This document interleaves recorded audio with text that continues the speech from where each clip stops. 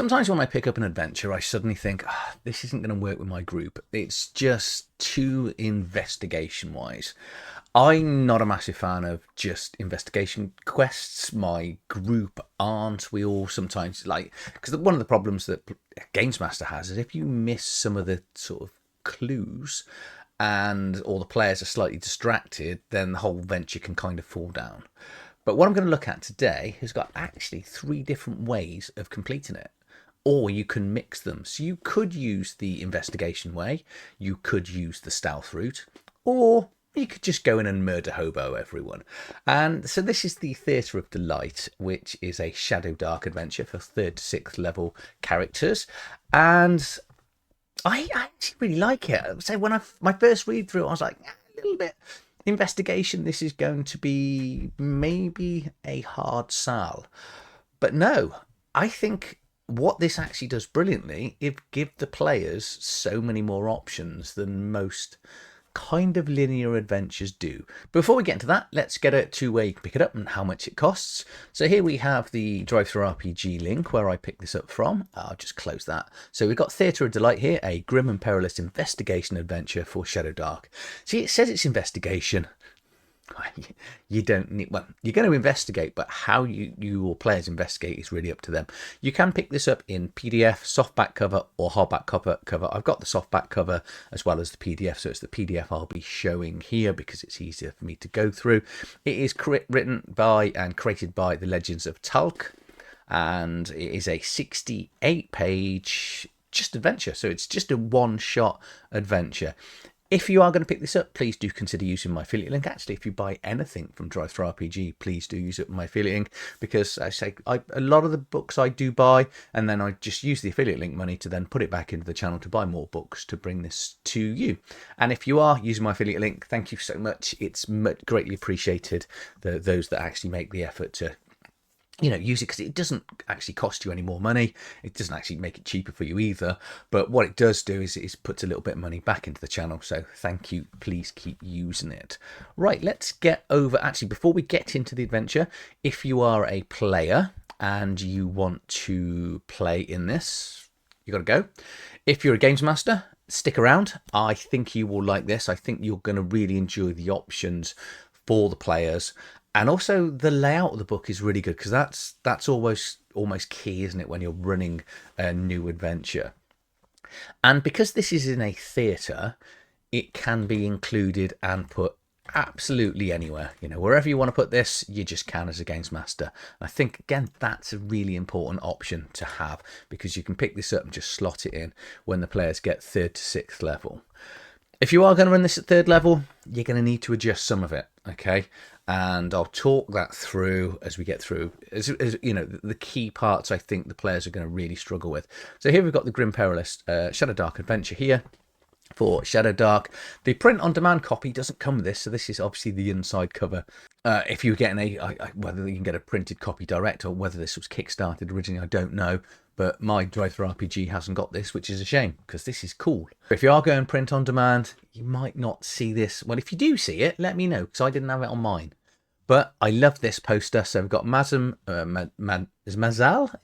presents the luxurious Theater of Delights, obviously crossed out nightmares, because it's going to be a little bit more sinister. If you are a player and you fancy running a one-shot, this might be a little... Well, actually, it's laid out well enough, I think, as a first-time games master to run. But bearing in mind some of the points I'm going to make, which might make you not want to necessarily do this as a first-time games master. Okay, so you have been warned. So here we've got the inside cover. So this adventure contains adult themes. It's not intended for young players, mature gamers only. So you've been warned by the book and by me. We'll just sort of move on. Here's all the, the writing and the layouts and all that stuff that's in here, okay? But the introduction is big spoilers coming up. So we've got Madame Mazal Tulane. She is also known as the priestess to most of the employees, and simply Madame to everyone else. And she runs this Theater of Delight. However, she's actually a 6th level witch, and she is using a variety of drugs and poisons to encourage the people that come into the theatre to want to stay longer, to give up secrets and take money from them. She's also an incredibly ugly old hag, and she uses a spell every day to make her look more beautiful and charismatic and younger. She also worships a very, very evil entity. So that is the adventure in itself. Oh, most importantly, once a month, they will then sacrifice one of the people that have come into the theatre to help create the potions and the poisons to then repeat the cycle to keep everyone else coming in and taking all the money and all the information. That's your plot. So how do we get the players involved in the plot? Now, this is a strange start for me because I get what the writer's going for, but this could go wrong very, very quickly. And I think when you look at the writing, I kind of get the impression that maybe he's a little bit concerned about what's going on. So what I mean is the man that's going to hire the adventurers has them in a bar, and then he hires a 4th level pit fighter with five other thugs to go and attack them. And their role is to beat them up, and if they impress him sufficiently, he'll hire them for the job. Technically, kind of says that they'll hire them for the job anyway. But this can go dramatically wrong very quickly. Shadowdark is a very brutal game, and players can miss quite wildly or hit quite significantly, and it can be quite swingy in combat, which is one of the reasons why we all enjoy it. And a 4th level pit fighter and 5 other warrior types of 3rd level is going to be a very tough fight for a 3rd level bunch of adventurers. A 5th or 6th level bunch of adventurers should handle it. It does say if they're starting to lose, have other Patreons jump in, but you kind of don't want that, because you kind of need the players to be successful. So Henry Willard is the guy that is hiring them, would want to hire them. He's not going to want to hire someone that gets beaten to death. And it does say, if it's not going their way, they might pull out knives and knuckle dusters and things. So the players could be incredibly battered and beaten up, or even dead before it starts. Personally, have 2 or 3, have the pit fighter approach it, start the fight, and maybe have 2 people with him. And if it's starting to go early, give him a nod to other people in the bar that happen to be in the gang too, and they can come into the adventure. And if it's looking close, the players would never know that the additional people were in the crowd. Just don't worry about it and keep it close. That's the way I'll be running this, especially with lower level people, because actually having a second stage of a fight is always more interesting for players. That they're starting winding down, they're thinking they've got this, then new, completely fresh people come in, especially if they've burnt through some spells and things, or they've run out of spells and starting to run low. It's just to me, a better way of running it, and it just stops it being a little bit so deadly, if that makes sense. But anyway, Henry's going to hire them, attempt to hire them, and offer them 200 gold because his son, who was 16, and he went to this establishment and went missing 2 weeks ago. He's then hired an investigator who's also gone missing. Both places they were last seen was the Theater of Delights. That's the adventure. So the players then will decide whether they want to go in during the day or during the night, so whether it's open or closed. And it opens every single day without fail from 6 p.m. in the day till 3 p.m. at night. So if they go in that time, it's going to be full of people, and that's probably a good time to just initially go and investigate and scout out. If they go in so early morning through the day, it's likely to be more empty, but people might see them breaking in. So what we're going to do then is down to the players to decide how they're going to go in. There are a variety of other people, performers that are in there, because the stage shows that go on, and the book is really interesting the way it lays it down. So we've got the maps here of down in the basement, ground floor, first floor, second floor. What it doesn't cover is the roof terrace. So it says, I'll just go back one. It says there's 3 points of entry in here. Front door, I'll just show you back. Front door, back door, and roof terrace. So the players don't know there's a roof terrace because there's no side to this, because it's a mid-terrace building, so there's properties to either side of it. The way I would do it is up on top of the roof, have a railing and make it obvious to the players that there's basically a terrace up there. And obviously if there's a terrace access on the roof, that means there's a way of getting down into the building. So it's up to the players. You then give them free reign to get in whichever way they want. They can either go in when it's open through the main entrance, past the bouncers that are in there, and they'll break in through the back door, or try and break in for the roof terrace. Okay, what I'm not going to do going through this is I'm not really going to spoil the adventure, because there's lots of good things that I think as a game master you should find out, and sometimes you get sneaky players that do stay on in here. But we've then got the temple below with the prison cells. Needless to say, you can guess what's coming. We've got Sir Leopold von Stickler. He is one of the important patrons in here, and he quite likes to gain advantage from all the drugged up people. Then got some notes here for the Games Master, which just details a little bit about what the Madame Mazal is going to be doing, where she's likely to be during the days and the nights, and things that could go wrong if her, her beauty spell doesn't kick off. Again, a reminder of open and close, because when we go in through the rooms, so here we've got the courtyard, for example, which is when it's open, it's got a full detail of what's going on, who's there, the bouncers, etc. And when closed, not a lot of text.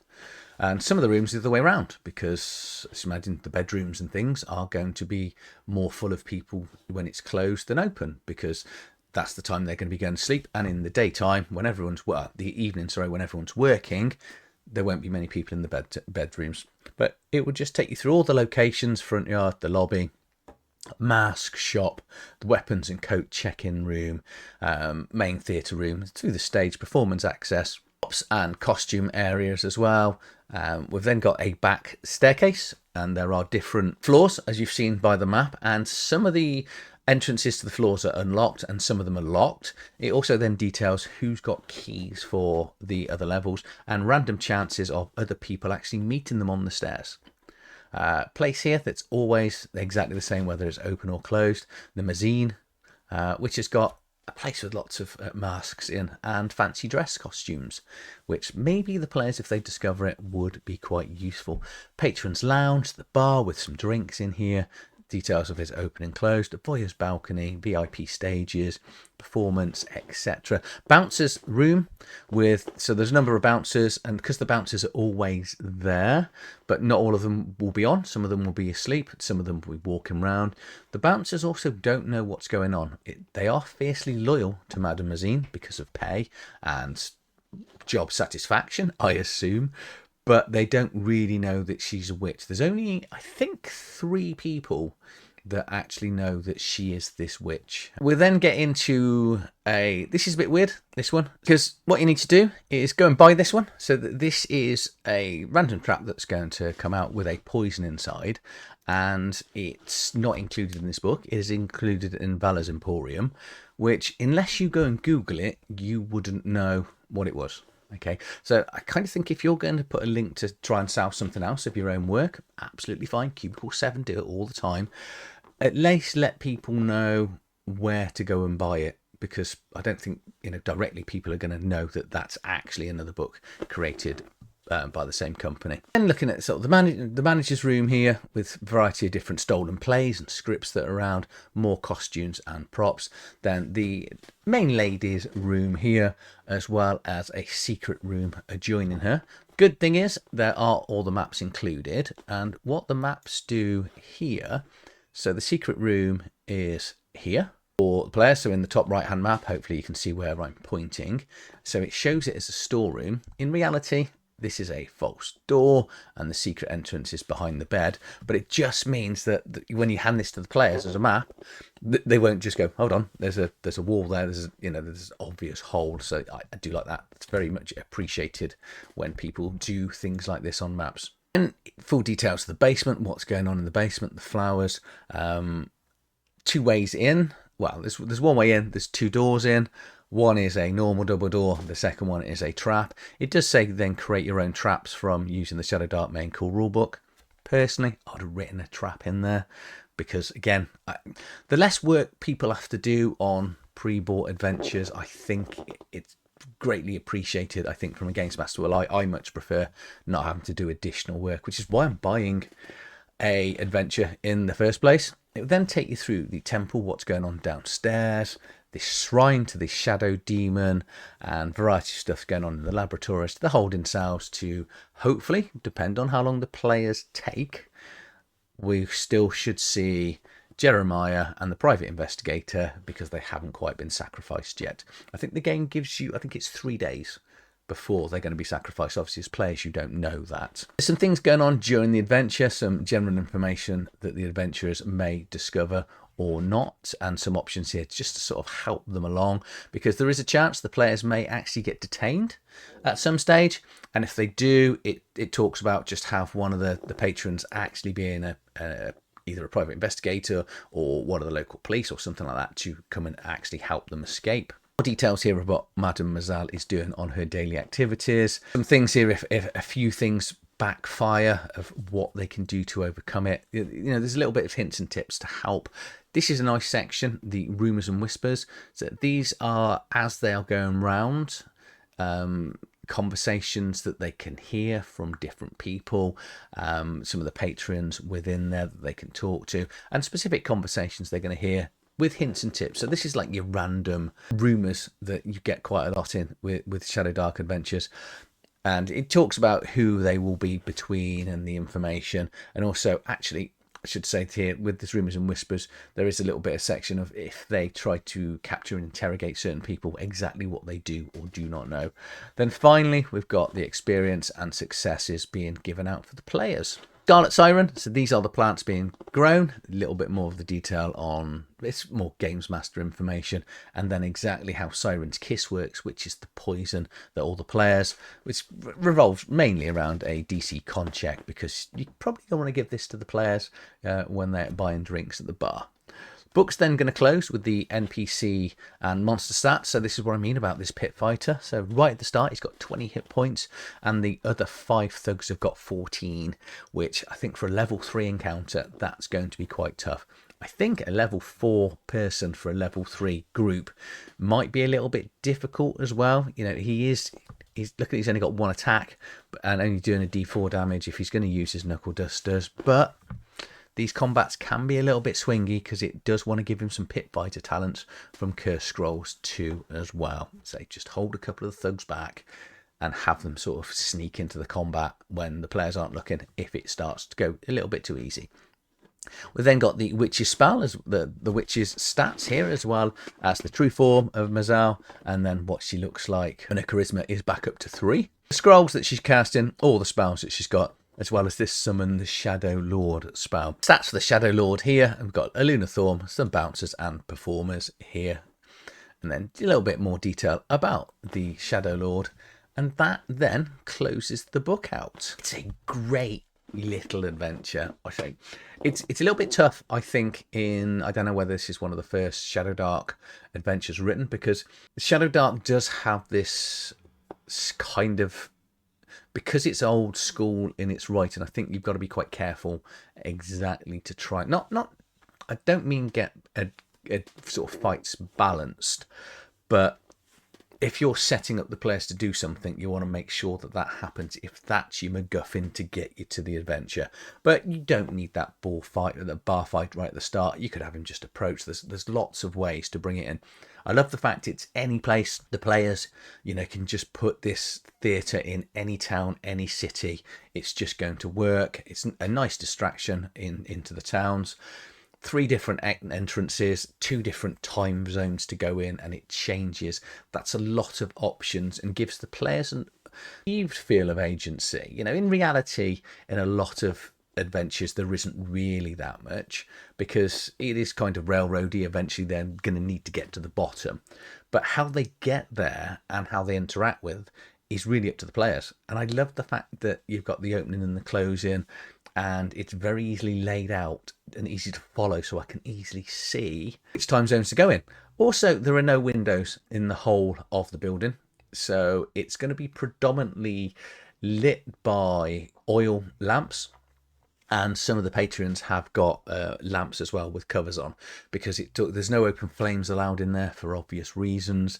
So it's going to bring a lot of the adventure is going to be in the pitch black, depending on when they go in there. It's deliberately written that, false windows everywhere. It's a mid-terraced, so they can't even open windows to get daylight in. And that is going to help you as a games master work out the time, because you're going to know what time they go in, and then you're going to have your torch run alongside to keep a track on exactly how long the players are working. The end encounter is really interesting. I do like the fact that there is a chance that the Madame might not actually get off to summon the demon that's in there, but it does talk about how it would happen. Yeah, it's good. Yeah, it's very good. This is 2 for 2 for this company. I'm really enjoying reading what they, Legend of Tulk are writing. I'll probably pick up a few more things. It is telling me to go and pick up one of their own books in this adventure. Obviously, more Bloodstones is coming. I reviewed that recently as well. I'll put a link to that, which is a sort of Warhammer revamp of an old adventure, which is really good. Let me know down in the comments below what you think of this. I think it's going to run good. But I say I think you just need to be a little bit wary of it's just 2 issues. That first fight right at the start, and just put the trellis up so people are more than aware that that there is that loft access, the roof access for players to get in. And if you are going to pick this up, please do use my affiliate link. And thanks again to everyone that is using my affiliate link. If you've enjoyed this video, please like, share, subscribe to the channel. You can come and find me on a variety of social media, so Discord, Facebook, TikTok, Instagram. And thank you for watching. I'll see you on the next one.